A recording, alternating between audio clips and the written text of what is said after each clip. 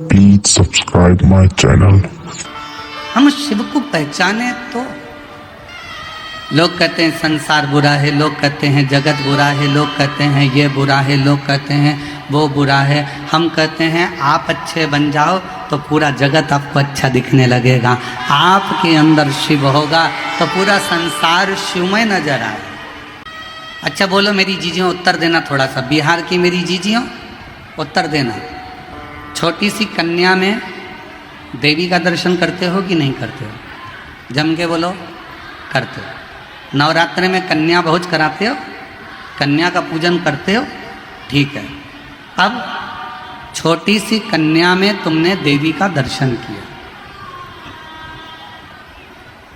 वही कन्या जब शादी के मंडप में जाती है, फेरे होते हैं, विवाह होता है, मंगल पाणीग्रहण संस्कार होता है,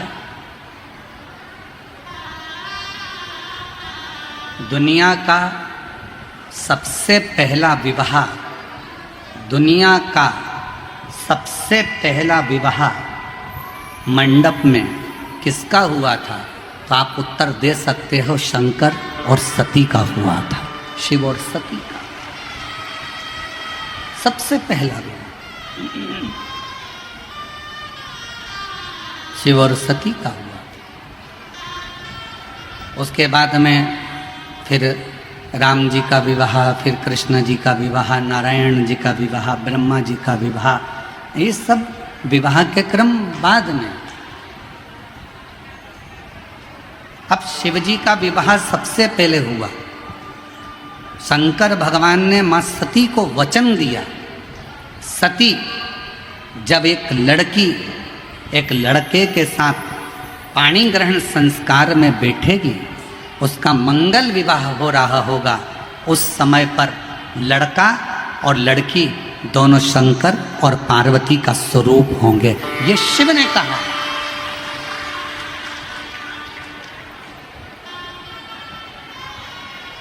आपके यहाँ का हमको नहीं मालूम बिहार का, पर हमारे यहाँ ऐसा नियम है, लड़की को अगर हल्दी लग जाती है तो घर की माँ फिर उससे काम नहीं कराती है। तुम्हारे यहाँ है क्या ऐसा नियम? लड़की की माँ कहती है बेटी रहने दे, तू मत काम कर, अब तुझे हल्दी लग गई है, अब तू मत काम कर, तुझे हल्दी लग गई। लड़के को अगर हल्दी लग जाती है तो कह देते हैं तुझे हल्दी लग गई, अब तुम बाजार मत जाओ, तुम ये काम करने मत जाओ, तुम पत्रिका बांटने मत जाओ, तुम ये सामान लेने मत जाओ, तुम्हें हल्दी लग गई। लड़के को हल्दी लग जाती है तो घर के लोग उसे काम करना बंद करवा देते हैं। लड़की को हल्दी लगती है तो घर के लोग उससे काम कराना बंद करा देते हैं। उनसे पूछो क्यों, तो किसी ने कहा हल्दी भरा हुआ शरीर लेकर कहाँ जाएगा, इसलिए। ऐसा नहीं है, हल्दी भरा शरीर क्यों नहीं, जब हल्दी बाजार में बिक सकती है, हल्दी बाजार में लग सकती है, हल्दी की दुकान चल सकती है, तो शरीर में लगने में क्या दिक्कत? पर हल्दी भरा शरीर लेकर, ऐसा नहीं है। वो हल्दी लगने के बाद शंकर और पार्वती का एक स्वरूप हो जाता है, इसलिए वो इधर उधर नहीं जा पाए, उसका स्मरण किया। वो शिव और पार्वती का एक प्रतिबिंब है। अब कन्या में जगदम्बा का दर्शन किया, विवाह के बाद में बोलते जाओ वर और कन्या में शंकर पार्वती का दर्शन हुआ। अब लड़की सौभाग्यवती हो गई, सौभाग्यवती हो गई, यहाँ से लेकर मांग तक उसने सिंदूरा भर लिया। सिंदूरा भरने के बाद नाक में नथनी, कान में कुंडल, होठों पर लाली, माथे पर बिंदी, चोटी का गजरा, पाँव का महाबूर, हाथ की चूड़ी, पाँव की पायल, बिछुड़ी, 16 श्रृंगार नारी ने कर लिए। जैसे ही 16 श्रृंगार हुए, 16 श्रृंगार जैसे ही पूर्ण हुए, पूर्ण होते से हम उसको सौभाग्यवती नारी कहने लगते हैं, हम उसको सौभाग्यवती स्त्री कहने लगते हैं। सौभाग्यवती का मतलब क्या होता है कि जैसे शंकर भगवान की धर्म पत्नी माता सती अपने पति के लिए सती हो जाती है, उसी तरह जब सिंदूरा चढ़ने के बाद अगर पति के लिए अगर पत्नी मौत से भी लड़कर अपने पति की जान वापिस लेकर जाती है, उसको सती का भाव, उसको सात्विकता का भाव दिया गया। फिर वो पार्वती बन गई, फिर वो सती का रूप बन गई। तो हमारी शिव महापुराण की कथा कहती है कि जितने संसार के मनुष्य हैं, जितने पुरुष हैं, वो सब शंकर का एक स्वरूप है। उन सब के अंदर शिव बसता है, वो शंकर का एक प्रतिबिंब है। और जितनी मेरी माँ है संसार की, वो सब मेरे शिव शक्ति का, माँ जगत जननी का एक प्रतिबिंब, माँ दुर्गा का एक प्रतिबिंब। स्वयं कुछ करने को तैयार होते नहीं, मेहनत करने को। शिव महापुराण ने कभी यह नहीं कहा कि घर में बैठे रहो, अपना परिश्रम करो। बच्चे को अगर बेलपत्र चढ़ाने का बोलो, बच्चों को अगर शहद की बेलपत्र लगाने का बोलो, तो ये बात भी बोलो कि सियोर वाला महाराज अपनी प्रत्येक कथा में कहता है कि अपनी पढ़ाई को 4 गुना बढ़ाना है, अपनी एजुकेशन को 4 गुना बढ़ाना है, अपने अध्ययन को 4 गुना बढ़ाना है, अपने परिश्रम को 4 गुना बढ़ाना है। रात दिन एक कर दो और फिर परीक्षा देने जाओ तो एक बेलपत्री पर शहद लगाकर शंकर को चिपकाकर फिर जाओ, रिजल्ट तुम्हारे पक्ष में।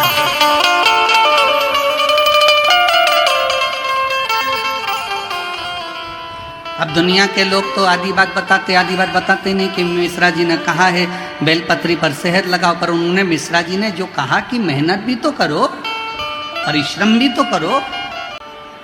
जब हम मेहनत ही नहीं करें, परिश्रम ही नहीं करें, तो शिव कैसे फल है? थोड़ी मेहनत हाथ की, बाकी कृपा भोले नाथ।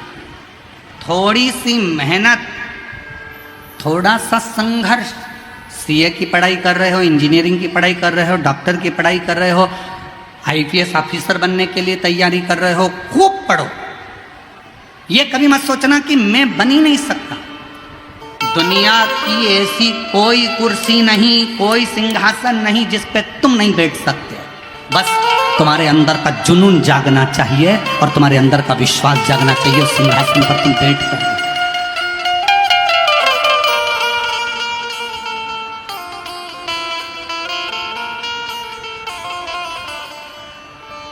अपने भीतर के संघर्ष को, अपने भीतर के जुनून को जगाइए। कौन कहता है भगवान आते नहीं, द्रौपदी की तरह तुम। कौन कहता है भगवान खाते नहीं, बैर शबरी की तरह तुम खिलाते नहीं। कौन कहता है भगवान सोते नहीं, माँ यशोदा की तरह तुम सुलाते। इसको लाजवाब बनना है। लाजवाब बनने के लिए सब तैयार हैं कि हमको लाजवाब बनना है, पर लाजवाब बनने के लिए सबसे बड़ा एक त्याग करना पड़ता है। लाजवाब बनना है तो जवाब देना छोड़ना पड़ेगा, तब तुम लाजवाब बन सकते हो। अब बहू सोचती है कि मैं लाजवाब बन जाऊं, अब बहू सोचे कि मैं लाजवाब बन जाऊं, पर तो जवाब सास ने कुछ बोला और उसने पलट के जवाब दिया। पत्नी कहे मैं लाजवाब जब बन जाऊं, तो पति ने कुछ कहा, उसने पलट कर जवाब दिया। पति कहे मैं लाजवाब बन जाऊं, पति ने कुछ कहा, पत्नी अपशब्द कह दी। एक दूसरे को जवाब देने की परिभाषा को थोड़ा कम करो। एक जरूरी नहीं कि तुम हर बात का उत्तर दोगे। उत्तर देने के लिए तुम्हारे ऊपर देवाधिदेव महादेव विराजमान हैं। तुम तो लाजवाब बनने के लिए थोड़ी मौन का धारण करो, थोड़ी मौन। राजा दनु के 2 पुत्र हैं, रम और करम।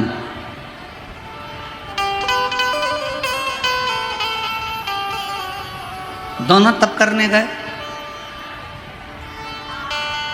तपस्या में लीन होने गए, और इनके घर में औलाद नहीं थी। रंब के घर में भी औलाद नहीं थी और करम्ब के घर में भी औलाद नहीं। दोनों के घर संतान नहीं। दोनों तप करने चले गए।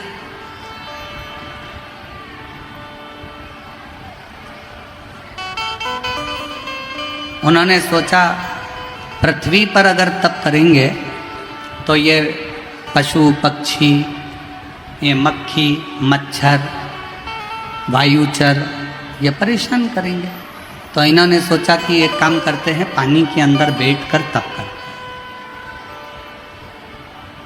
दोनों की दोनों रंभ और करम पानी के अंदर बैठ गए। इतने में एक मगर आया और उसने करम्ब को खा लिया।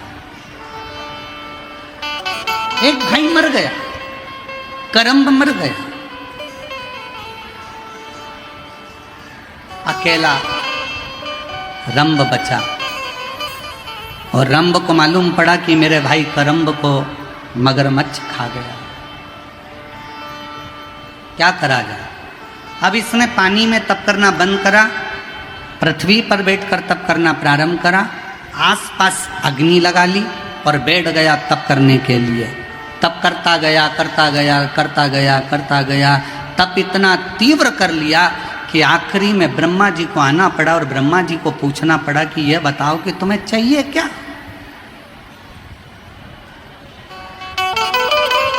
जब आप प्रतिदिन रोज शिव के मंदिर में जाकर एक लोटा जल चढ़ाते रहोगे, रोज शंकर के मंदिर का चढ़ा हुआ जल आचमन करते रहोगे, रोज शंकर के मंदिर में झाड़ू और पोछा लगाते रहोगे, किसी के घर में कोई व्यक्ति रोज काम करे, उससे तनख्वाह की कोई बात नहीं।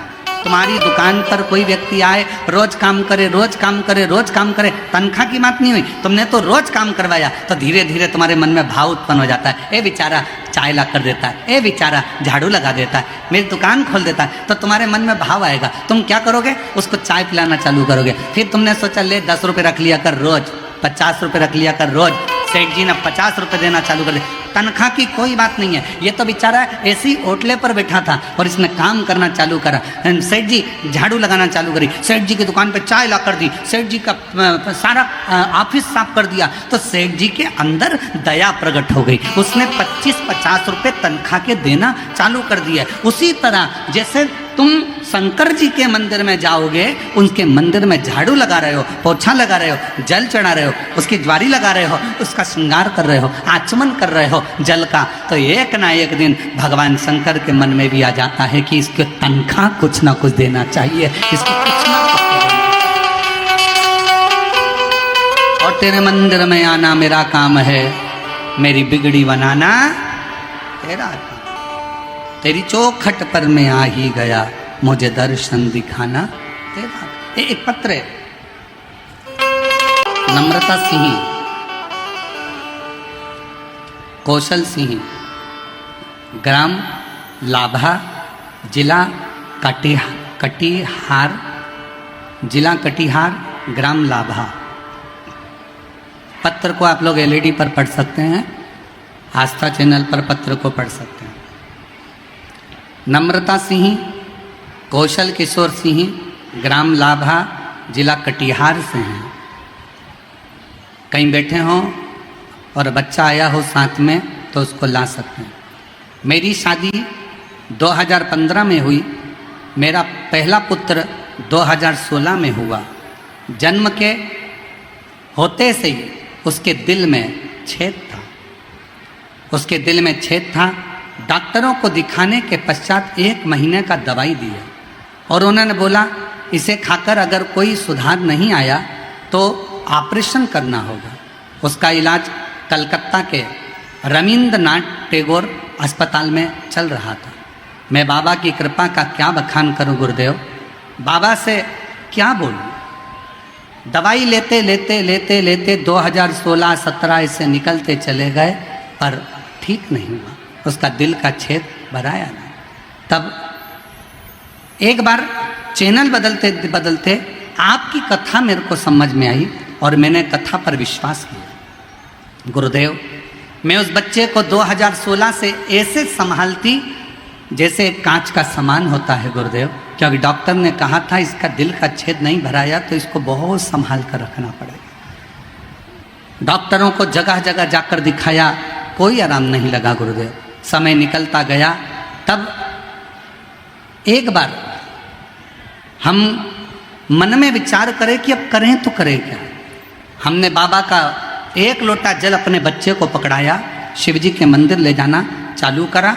शिवजी के मंदिर में जल चढ़ाते, उस जल को लेकर बच्चे को पिलाकर उसके हृदय को लगा देते।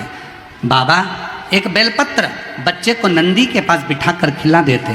आज मैं बाबा को धन्यवाद देने आई हूँ।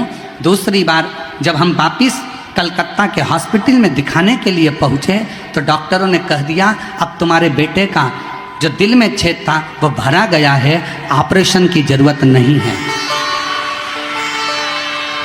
ऑपरेशन की जरूरत नहीं है। आज मेरा बेटा पूर्ण तरह से स्वस्थ हो गया गुरुदेव। हम बाबा को पंडाल में कथा सुनाने के लिए लेकर आए हैं और यहाँ प्रणाम करने के लिए आए हैं। सबका कल्याण। तूने ऐसी दुनिया में कौन है जिस पे कृपा ना करी, जिस पे तूने करुणा ना करी। ब्रह्मा ब्रह्मलोक में, भगवान विष्णु बैकुंठ लोक में, पर इस पृथ्वी का तो एक ही देव है और इस पृथ्वी का वो देव अधिदेव महादेव है जिसका एक लोटा जल हमारे जीवन की सार्थकता सिद्ध कर देता। सार्थकता सिद्ध। 108 दबाने पर एम्बुलेंस आती है, हेलीपैड देखकर हेलीकॉप्टर आता है, स्टेशन देखकर रेल रुकती है, बस स्टॉप देखकर बस रुकती है। उसी तरह श्री शिवाय नमस्तुभ्यम बोलने पर शंकर दौड़ कर आता। शिव गुरुदेव, मैंने श्री शिवाय नमस्तुभ्यम बोलना जाप चालू करा, जाप करती रही। उसी वक्त एक लड़का मेरे पास आया, बोला आंटी आप क्यों रोती हो? मैं सारा बात बताया। बोले मेरे बेटा अब महादेव के ऊपर है, बाबा जो करे गुरुदेव। लड़का को 4 लाख रुपए का डॉक्टर बोला है ऑपरेशन के लिए। बच्चा सुना और गुरुजी उसी समय पर वो बच्चा गया, ना जाने कहाँ से आया। उसने कहा आप चिंता मत करो, बेटे का ऑपरेशन आपका होगा। और उस लड़के ने जाकर कब 4 लाख रुपए जमा कर दिए और 4 लाख जमा कर कर मेरे बेटे का ऑपरेशन चालू हुआ। आईसीयू में लेकर गए, ऑपरेशन के लिए ऑपरेशन थिएटर में लेकर गए, टाँके लग गए, सब कुछ हो गया। 1 घंटा बाद डॉक्टर ने जवाब दिया कि ये लड़का खत्म हो गया, ये बच्चा खत्म हो गया। 1 घंटे बाद जवाब दिया कि ये बच्चा खत्म हो गया। अनिकेश को हम वहाँ से लेके बॉडी को अपने सहरसा के लिए आने लगे। रोते हुए बॉडी को लाए, घर पे अंतिम संस्कार की तैयारी हो गई। बांस आ गए, कपड़ा आ गया। बेटे को लेकर जब आ रहे थे तो हमने एम्बुलेंस वाले से कहा भैया 2 मिनट रोक दे। एकांतेश्वर महादेव एक पेड़ के नीचे शंकर का मंदिर था और आप कहते हो कि एकांत में अगर कोई शिव का मंदिर मिले उस पर 1 लोटा जल चढ़ाकर प्रणाम कर कर जो दुविधा हो शिव से कहो।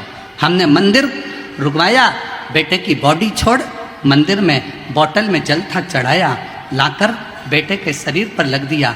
वहीं पर एक बेलपत्र पड़ी थी, वो भी बेटे के पास में लाकर रख दी और बेटे को लेकर बॉडी को चल दिए। चलते चलते क्या हुआ कि अगला एक शंकर का मंदिर आया। उसी समय पर बेटे ने अपना उल्टा हाथ ऊपर कर दिया।